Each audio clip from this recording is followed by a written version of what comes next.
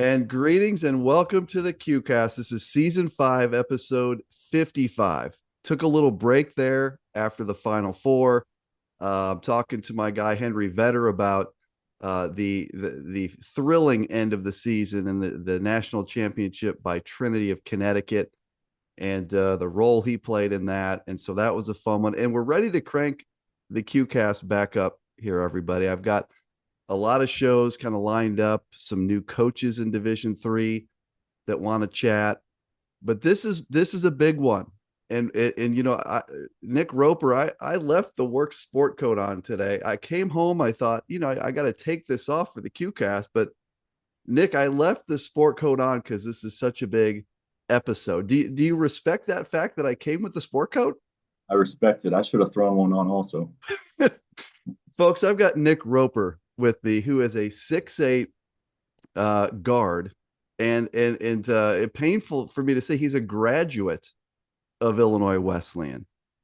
And most of you that are tuning into this know that Nick has graduated from Illinois Wesleyan, but he has a year of eligibility left because his sophomore year, he was injured. Of all things, Nick, you were injured dunking. Is that correct? Yes, sir, it is.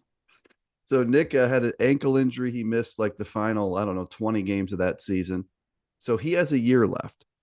Um, Let me just a couple things before we get into this. Nick is 24-6 on the season. You average 15 points, 6 rebounds, 2 assists a game. You were first team All CCIW. You were named an academic All American. You helped your team to the Sweet 16.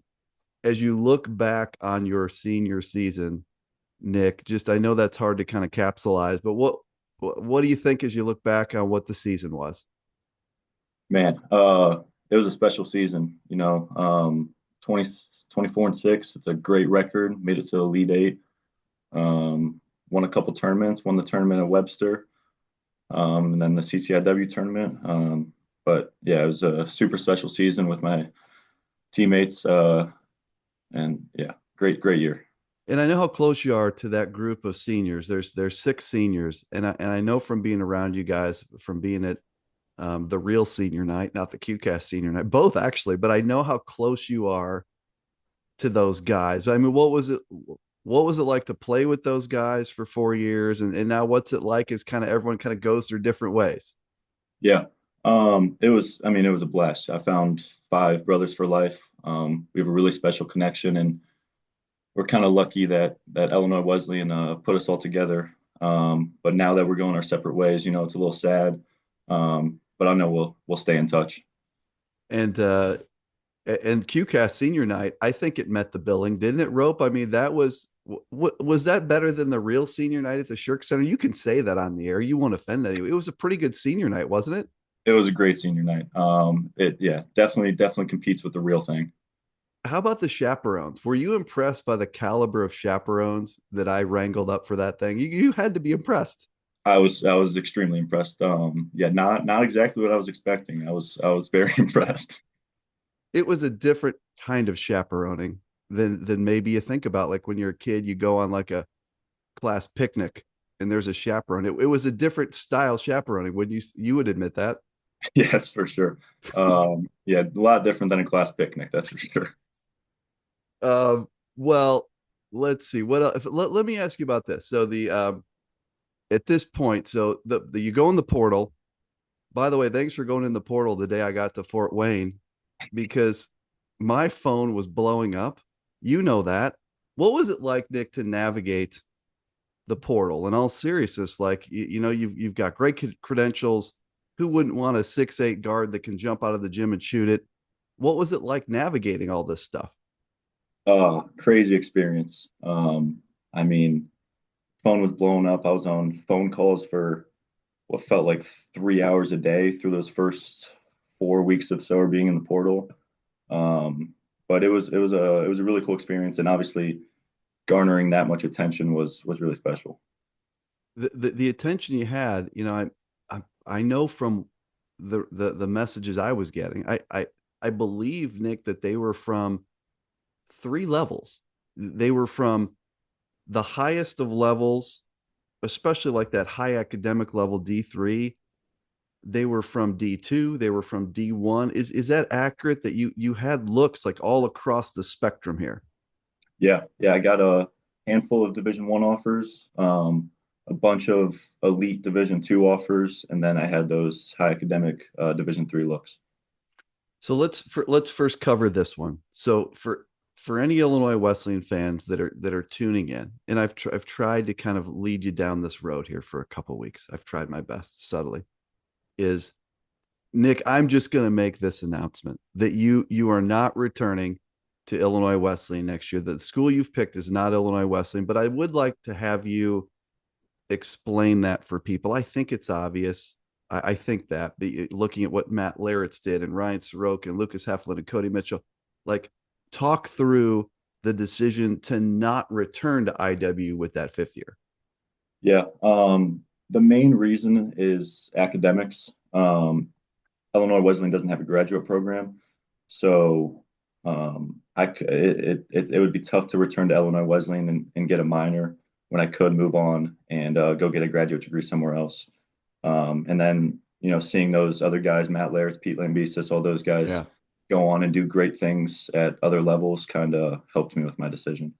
Yeah. And so let's just stress that as Illinois Wesleyan doesn't have a grad school, Nick, there was a path for Nick to come back and do some things that would contribute to what he's going to do. But then there's also a chance to go on and get a grad degree and play basketball. And, look, quite frankly, I think it's hard to pass that up. I'm thinking about this, Nick. Had I not been given this money on the free throws for all these years and doing like QCast senior night, maybe I could have started in Illinois Wesleyan grad school and that you would be back next year. In retrospect, I probably should have funneled my money into that. Maybe, yes. I could have seen it. The Quillman Graduate School of Business, that has a good ring to it. Yeah, I really should have thought through that. I really did. Okay, so let's get a little deeper in this thing before we announce, because this is a super cool. It really is a super cool decision. It really is. Um, Division 1 offers, Division 2 offers. Like these are really good offers. D3s obviously want you. Before you tell us the school, what criteria? Like what was weeding schools in or out? What were you looking for? Yeah, number one was high academics. I wanted to go get a really solid graduate degree or MBA. And then number two was finding a place where we could win, where I could, hopefully compete for championships. And I think I found both those things in the place I decided. I think you did too. And so, um, again, a lot of D1 offers, some really, really high D2s, a lot of D3 interest. So, Nick Roper, where will you be going to school and playing basketball next season? I will be attending the University of Chicago next year. YD3. Holy cow, folks. Nick Roper is coming to the Shirk Center with a maroon jersey on next year. So we have a lot to unpack here, Nick. So first of all, I'm very, very, very happy for you. When you told me this just a few minutes ago off the air, so I wasn't shocked.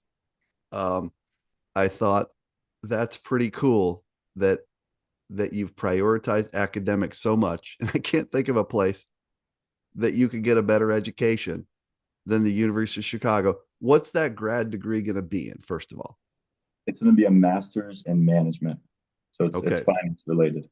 From the University of Chicago, you'll play for Coach McGrath. And I know a zillion Division 3s wanted you because I think I heard from most of them. How did Chicago separate from the field? Yeah. Obviously, the Booth School of Business kind of speaks for itself. They're in the UAA, great conference. The UAA has done some damage to the CCIW in terms of tournament appearances in the last couple of years. And then another plus was I have two older brothers who are both in Chicago. So being close to them is a big plus as well. It's kind of unique too that like you played in that gym twice this year. You played the regular season game where I think that dunk was better than the thing that won the dunk of the year. Congratulations, by the way, for that. I still think the reverse dunk maybe isn't getting enough love, but You played in that game, and then in the NCAA tournament, you played 2 games there in that gym. Did that factor at all? Like experience playing up there at the Ratner Center, being around campus, did that play in at all here? No, it didn't play in too much. But it's pretty cool that I've had some experience playing in that gym. They have a good group returning, right? They have a really talented group returning. What do you know about, not necessarily call out guys in particular. What do you know about just the group that's returning and how you might fit into that group? Yeah, super strong group returning. They lose Karowski, obviously, which is a big loss, but Eamon, Joe Barry, some great seniors, great leaders. Yeah, it's gonna be a good squad. It is going to be a good squad. It's an interesting thing. Chicago has not had a ton of fifth year guys during this run, where like NYU has had a bunch, and Case Western has, and others. And now Chicago is going to come out of the chutes in the first year without the COVID extra year, with a fifth year dude. I mean, this is kind of fascinating. Um, what I guess we'll talk about it when it happens. But you're going to be playing in a different jersey at the Shirk Center next year.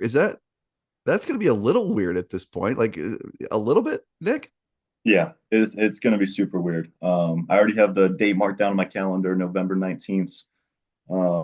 It's gonna be weird, but it's gonna be fun, that's for sure. So what you're telling me is that November 19th, which is my birthday, your birthday gift to me is showing up to the Shirk in a Chicago Maroons jersey. That's what I get on November 19th, Nick. Is that correct? That is correct. I hope you like your birthday present. I I'm hoping that you don't dunk on us, and I just we'll cross that bridge. Look, Coach Rose and Coach Andy and the team, we've got a scouting report on you, Nick. Like we're gonna have to figure out what to do.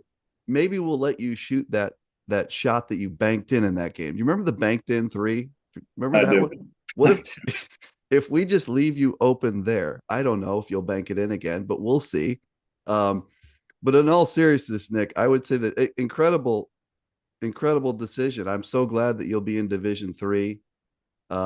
Obviously, you're in a great conference. You're going to get to experience that UAA travel, where it's almost like a D1 conference flying around, and it should be good. And Chicago should be, I think, with this news, I would think that Chicago is really near a preseason favorite type level. I'd have to think about who the favorite is. It ain't NYU, and there's a whole bunch I could tell. Chicago may be the favorite at this point.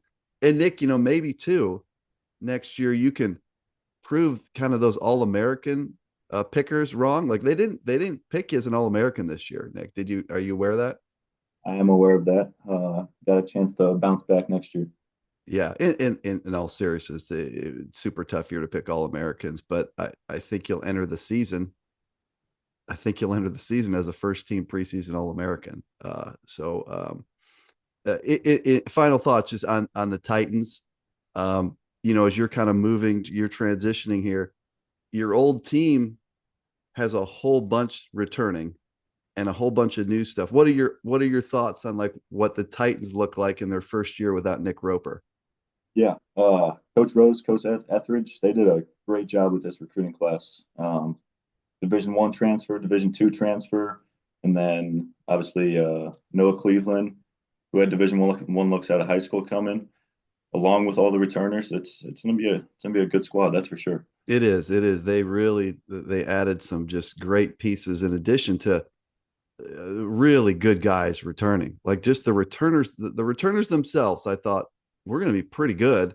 And then I started seeing some of these recruits. I'm like, we're going to be really good. So November 19, my birthday, Nick Roper in a Chicago jersey. I'm still processing that.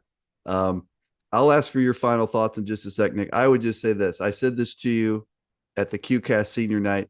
You have been an amazing Titan, and I mean that. I don't mean that loosely. The way you've carried yourself on the floor, off the floor, academic All-American, just a fun player to watch, played hard, a guy that like got better every single year, kind of finding your spots on the floor and like who you were as a player. I remember when Coach Rose called me and told me that this Nick Roper kid committed. I knew he'd been chasing you around that year during COVID, and it was a big deal at the time. It turned out to be a huge deal. So you will be missed, Nick. I'm glad that you're in Division Three, because if you were like a random D2 guy, I don't know if I could give you tons of coverage. But now that you're a D3 guy, you continue to get the QCast first class treatment. So congrats to you. Thank you to you. Nick Roper, what would you close us out with today on this Nick Roper announcement episode of the QCast? Yeah. I had a very special 4 years at Illinois Wesleyan. I'm grateful for every opportunity that presented itself there. And I'm looking forward to next year, continue my education and my athletic career at University of Chicago. It's going to be a fun year. You'll do very well there. You'll do very well there, both on the floor and in the classroom.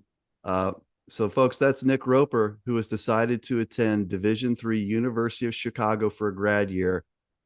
Nick, it's been a pleasure. Best of luck. I think in the off season here, the next step is we got to get the golf match going with Hayden Doyle. I think everyone's committed to that, right? Are you in? I'm in. We got to make that happen. Okay, so it's me, you, Hayden Doyle, and your dad. That's four D3 guys right there, right? 4D3 guys. But it's five D3 schools represented because we've got Millikan. Your dad played at Millikan, right? You've got two. There's five D3 schools represented. Am I correct in that? I'd have to add that up a little. I think it's five schools. Yeah.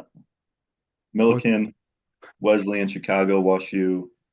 Oh, maybe just four. I think you and we both hit the Wesleyan. This is why you're going to Chicago, Nick. And this is why I struggled with finite math at Illinois Wesleyan, because I thought that was five schools and you've just correctly identified as four. This is why you can get into Chicago. Do you see how that works? Yeah, I see it. I see it, Q. I'm just So messing with you. so we'll play the golf match soon. Folks, Nick Roper, watch him next year. He'll be a Maroon. Nick will be in touch very soon, my friend, and best of luck to you. Sounds good, Q. I appreciate you.